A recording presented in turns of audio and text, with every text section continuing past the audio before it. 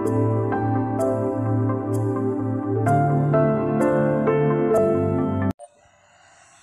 puji Tuhan. Saat ini kita akan masuk dalam poin yang pertama, yaitu kita harus mengenal terlebih dahulu pengertian dari manajemen.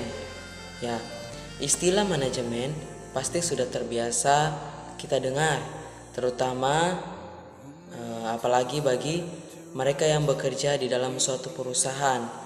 Karena setiap divisi dipimpin oleh seorang manajer atau unit head, atau biasa kita sebut kepala unit, bahkan hingga top level manajemen yang secara hierarki berada dalam jajaran manajerial.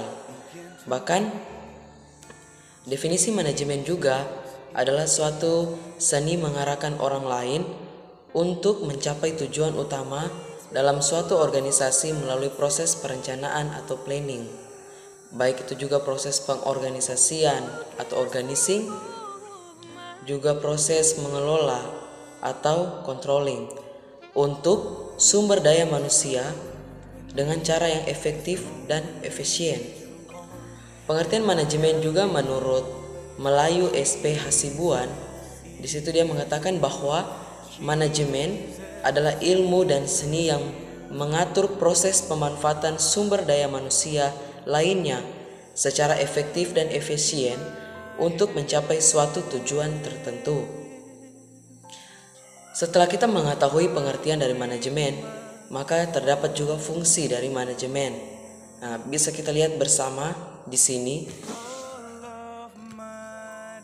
Fungsi dari manajemen yaitu salah satunya adalah merencanakan, planning atau membuat perencanaan. Nah, tugas dan kegiatan utama dari perencanaan meliputi beberapa hal, antara lain yaitu pertama, forecasting atau meramalkan untuk waktu yang akan datang. Kemudian juga membuat target dan sasaran, set goal or targeting. Programming, membuat acara atau membuat rencana di dalam urutan kegiatan yang diperlukan untuk tujuan pencapaian target.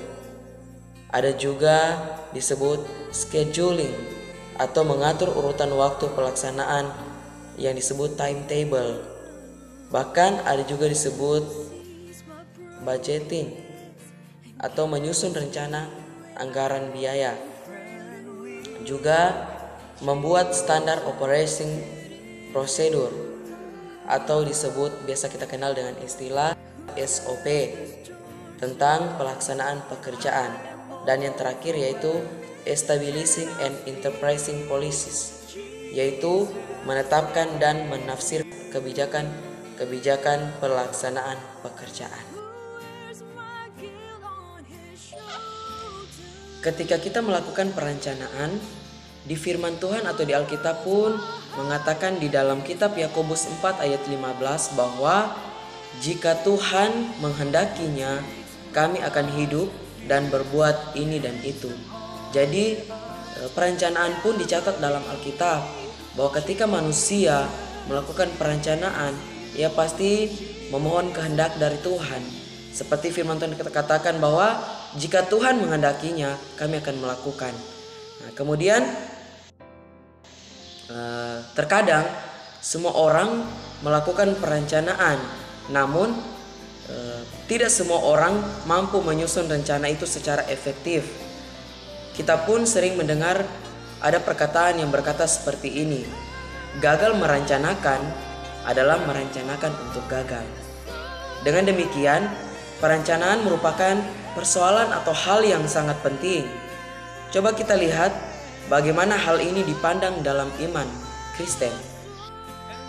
Yakobus mencontohkan perencanaan seorang pedagang yang congkak. Pernyataan pedagang itu menyatakan bahwa ia berpuasa akan hari esok, akan perjalanan, bahkan laba yang akan ia dapat di dalam kitab Yakobus 4 ayat 13. Tapi masalah utamanya di sini bahwa ia sendiri tidak sadar akan ketahanan hidup manusia, akan kefanaan hidup manusia di dunia ini, bahwa firman Tuhan berkata manusia itu seperti uap. Ini menggambarkan sesuatu yang tidak tinggal tetap, melainkan hanya hadir dalam hitungan detik dan selanjutnya atau kemudian tidak akan kelihatan lagi atau hilang. Maksudnya, kehidupan manusia itu datang dan pergi secara tidak terduga. Ada yang terlihat sehat, ternyata besok meninggal. Ada yang terlihat sakit-sakitan, namun sampai sekarang ajalnya tidak kunjung datang. Jadi, kita tidak dapat melakukan perencanaan atau menyusun rencana secara congkak seperti kitab Yakobus katakan tadi, seorang pedagang yang congkak.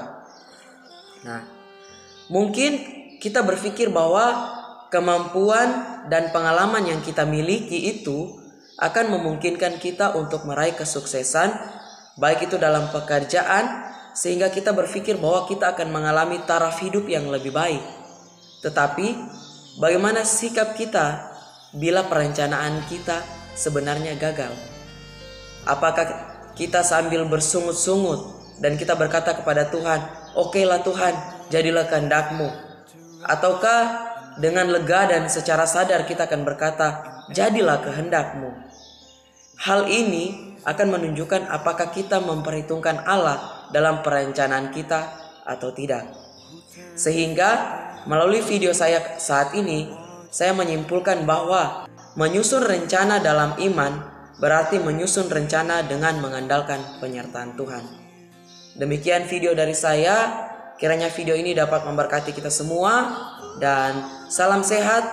Dan Tuhan Yesus memberkati kita semua. Haleluya.